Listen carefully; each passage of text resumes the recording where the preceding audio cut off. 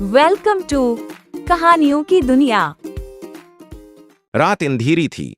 आसमान पर गुरजती हुई बजली जैसे जमीन को चीर रही हो। तेज आंधी के साथ बारिश पत्थरों की तरह बरस रही थी। एक छोटी सी झोंपड़ी के अंदर एक औरत दर्द-ए-ज़हा में कराह रही थी।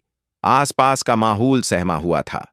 झोंपड़ी के कोने में एक बुजुर्ग दरवीश बाबा रोमी खामोशी से तस्बीह पढ़ रहे थे। उनके चेहरे पर एक खास सुकून और आंखों में कोई राज छिपा हुआ था।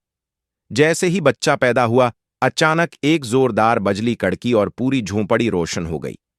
बाबा रोमी ने आसमान की तरफ देखा और आहिस्ता से कहा, "यह बच्चा वक्त की जंजीरों से आजाद पैदा हुआ है। ये आने वाले जमाने का बादशाह है।" जायान जब 5 साल का हुआ तो लोगों ने महसूस किया कि उसकी जिस्मानी हालत नहीं बदलती। 10 साल गुजरने के बाद भी वो वैसा ही नजर आता था। गांव के लोग चुपके चुपके सरगोशियां करते थे, "ये इंसान नहीं, कोई जिन है।" लोग उससे दूर रहने लगे। बच्चे उससे डरते, बड़े उसे मनहूस समझते। सिर्फ उसकी माँ और बाबा रोमी उस पर यकीन रखते। जायान खुद हैरान रहता, "आखिर मेरे साथ क्या मसला है? सब मुझसे क्यों डरते हैं?" एक रात जायान जंगल की तरफ निकल गया, तन्हाई में अपने सवालात के जवाब ढूंढने। वहां उसे बाबा रोमी मिले, जो पहले ही उसके इंतजार में थे। वो एक दरख्त के नीचे बैठे थे। बाबा रोमी ने जायान को गौर से देखा और कहा, "तो वक्त की लकीर से आजाद है बेटे। न तो तेरे जिस्म पर वक्त का असर होता है, न रूह पर।" जायान ने रोते हुए पूछा, "क्या मैं कभी नॉर्मल इंसान बन सकूंगा?" बाबा रोमी ने मुस्कुराकर कहा, "नहीं, लेकिन तो आम इंसानों से बड़ा मकसद लेकर आया है।" बाबा रोमी ने जायान को एक खास किताब दी। किताब की जल्द सोने जैसी चमकदार थी और उस पर पुराने वक्तों की जबान में कुछ लिखा था। उन्होंने कहा, "जब वक्त आएगा, ये किताब खुद बोलेगी, तुझे बादशाह बनने के लिए सदियों का सफर तय करना होगा।" इसी वक्त आसमान पर एक तारा गरजता है और बाबा रोमी की आंखें बंद हो जाती हैं। जायान का दिल लर्ज जाता है। इसे अंदाजा हो चुका था कि ये कोई मामूली जिंदगी नहीं। अगली सुबह जायान ने अपनी मां को अलविदा कहा। वो जानता था कि यह रास्ता वापसी का नहीं। उसके कुंधे पर बाबा की दी हुई किताब थी, दिल में हजारों सवालात और आंखों में एक चमक। वो चमक जो सिर्फ वक्त के मुसाफिरों की होती है। वो पहाड़ों, मैदानों और वीरानों की तरफ बढ़ गया। एक ऐसा सफर जो 500 सालों पर मुहीत होने वाला था। जायान एक अजनबी शहर में दाखिल होता है, जहां 2 क़बायलों के दरमियान खौफनाक जंग छुड़ी हुई है। वो अपने इल्म और हिम्मत से फरीकीन के दरमियान अमन कायम करता है। लोग हैरान होते हैं, ये कौन है जो दुश्मनों को भाई बना रहा है? जायान का नाम जबानों पर आने लगता है, लेकिन वो खामोशी से आगे बढ़ जाता है। 100 साल गुजर चुके होते हैं, लेकिन जायान अब भी वैसा ही जवान है। वो एक ऐसे मुल्क में पहुंचता है जहां के रस्म और रिवाज, जबान, लिबास और अंदाज बिल्कुल जुदा होते हैं। लोग उस पर हंसते हैं, उसे अजनबी कहते हैं, मगर जायान तेजी से सब कुछ सीखता है और जल्द ही वहां का काबिल इज्जत शख्स बन जाता है। इस दौरान वो महसूस करता है कि वो इंसानी वक्त से बिल्कुल कट चुका है। एक रात जायान तन्हाई में बैठा हुआ आसमान की तरफ देख रहा होता है। बारहा उसका दिल सवाल करता है, क्या मैं इंसान हूं या महज एक चलता फिरता अफसाना? उसे पहली बार खुद से डर लगता है। वो दुआ करता है, या अल्लाह, मुझे कोई वजह दे, कोई मंजिल दे। इसी लम्हे दूर एक सफीद सी रोशनी दिखाई देती है, जैसे किसी ख्वाब की शुरुआत हो। एक अंधेरी वादी में जायान पर पहला प्रासरार हमला होता है। धंध से निकलकर एक साया नुमूदार होता है, लंबा, सियाह, आंखें आग जैसी। साया जायान को कहता है, "तो जितना आगे जाएगा इतना मैं तेरा पीछा करूंगा। तो वक्त का नहीं, मैं तेरा इंजाम हूं।" जायान लड़ता है, जख्मी होता है, लेकिन बच निकलता है। उसे अंदाजा हो जाता है, मेरी मंजिल बादशाही है, लेकिन मेरा रास्ता आसान नहीं होगा। जायान को एक पुराना दरख्त दिखाई देता है, जिसके नीचे उसे एक पत्थर के नीचे छुपी हुई शे मिलती है। एक पुराना खत जो बाबा रोमी की तहरीर में होता है। तहरीर में लिखा होता है, "जिस दिन तुझे होगा, एक आंखों वाली चमकदार शहजादी दिखे, समझ लेना वक्त पलटने को है। वही तेरे दिल को इंसान बनाएगी और बादशाही की कंजी बनेगी।" जायान का दिल तेज धड़कने लगता है। शहजादी? कौन? कहां? कब? अब वो सफर सिर्फ तकदीर का नहीं, इश्क का भी बन चुका है। जायान एक कदीम लाइब्रेरी में पहुंचता है जो जेर जमीन सदियों से बंद पड़ी है। वहां उसे है बाबा रोमी की दी हुई किताब का दूसरा हिस्सा मिलता है, एक जादुई किताब जिसमें लिखा होता है, इल्म वो ताकत है जो वक्त से भी आगे ले जा सकती है, मगर उसकी कीमत खून से चुकानी पड़ती है।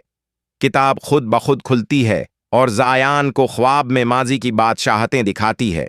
जायान किताब के जरिए अपने अंदर की ताकतें बीदार कर रहा होता है कि साया एक बार फिर निमूदार होता है, इस बार पहले से ज्यादा ताकतवर।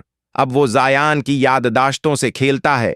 इसकी माँ, बाबा रोमी सबकी शबियहें दिखाकर इसे कमजोर करता है। साया कहता है, तो जिस इश्क की तरफ बढ़ रहा है वही तेरा जवाल होगा। जायान सख्त जख्मी होता है, लेकिन अपनी नई ताकत से साया को वक्ती तौर पर पीछे धकेल देता है। एक सल्तनत पर हमला हो रहा होता है, बादशाह मर चुका होता है, लोग बेयार व मददगार होते हैं। जायान अपनी जादुई किताब और क़ियादत की सलाहियत से फौज को मुनज़्ज़म करता है, एक शानदार जंग लड़ता है, दुश्मन को शिकस्त देता है। लोग नारे लगाते हैं, जायान बादशाह, जायान नजात दहिंदा। लेकिन जायान अब भी खामोश रहता है। वो जानता है ये सब असल मकसद नहीं। एक रात जायान को ख्वाब आता है। एक नीले बाग में चांदनी में एक लड़की नजर आती है, सफेद लिबास, लंबे स्याह बाल, आंखों में गम और रोशनी। वो कुछ कहती है लेकिन आवाज सुनाई नहीं देती। जायान जागता है और खुद से कहता है, क्या यही वो है? ये ख्वाब हकीकत लगता है, जैसे वो कहीं नजदीक हो। जादुई किताब की आखिरी सत्र में लिखा होता है, जो वक्त का मुसाफिर है वो बादशाह तब ही बन सकता है जब एक दिल को बचाए, न सिर्फ तख्त को हासिल करे। जायान को मालूम हो जाता है कि अब वो सिर्फ लड़ाका या रहनुमा नहीं, बल्कि एक ऐसा शख्स बनने जा रहा है जो तारीख का धारा मोड़ सकता है, अगर वो अपने दिल को पहचान सके। जायान एक ऐसे मकाम पर पहुंचता है जहां एक पहाड़ के दामन में दो दरवाजे हैं। एक दरवाजा तख्त की तरफ जाता है, दूसरा दिल की तरफ। शहजादी लालिन कैद है। आसमान पर बादल गरजते हैं, जमीन कांपती है। जादुई किताब खुलती है और अल्फाज नमूदार होते हैं, तख्त का रास्ता आसान है, इश्क का रास्ता सच्चा है। जायान लम्हा भर को रखता है, फिर दिल की समझ चल पड़ता है। रास्ते में जायान एक शहर देखता है जिसे सियाह साये ने ढांप रखा है। ये वही साया है जो अब पूरे शहर को गुलाम बना रहा है। जायान तन्हा इस शहर में दाखिल होता है और इल्म, हिकमत और जादू के जरिए लोगों को आजाद करता है। शहर वाले उसको अपना बादशाह बनाना चाहते हैं, मगर वो कहता है, मैं बादशाह नहीं, बस एक राही हूं। जायान को बादशाहों की एक कदीम महफिल में बुलाया जाता है जहां पुराने तख्तदार उसके इल्म, ताकत और किरदार पर फख्र करते हैं। उसे एक सुनहरी ताज पेश किया जाता है, लेकिन वो ताज को छोकर कहता है, ये ताज मेरे सिर पर नहीं, मेरे जमीर पर भारी है। महल में सब खुश हैं, मगर जायान की आंखों में एक खला है, जैसे वो कुछ तलाश कर रहा हो, किसी का इंतजार कर रहा हो। जायान को पता चलता है कि एक दूर दराज पहाड़ी किले में शहजादी लालीन को बरसों से कैद रखा गया है। वो फौरन रवाना होता है। किला जादुई रकावटों से घरा होता है। रास्ते में जायान को अपने माजी, दोस्तों और यादों से गुजरना पड़ता है। हर एक चीज उसका हौसला आजमा रही होती है। बलाखिर वो किले तक पहुंचता है और पहली बार शहजादी को असल में देखता है। लालीन को आजाद करने से पहले जायान का सामना एक बार फिर साया से होता है, जो अब एक मुकम्मल रूप में सामने आता है, एक ऐसा रूप जो खुद जायान का ही सियाह अक्स होता है। साया कहता है, तो मुझे मारकर जीतेगा? मैं तो तेरा ही हिस्सा हूं। जायान आखिरकार साया को कबूल करता है और जैसे ही वो सच्चाई को अपनाता है, साया पिघलकर खत्म हो जाता है। शहजादी आजाद हो जाती है और वो पहली बार जायान की है तरफ देखकर मुस्कुराकर कहती है, तो ही है वक्त का मुसाफिर, मेरा नजात दहिंदा। जायान और लालीन एक पहाड़ी वादी में एक दूसरे के सामने बैठे होते हैं। लालीन की आंखों में हैरत, शकरगुजारी और एक अनजानी कशिश होती है।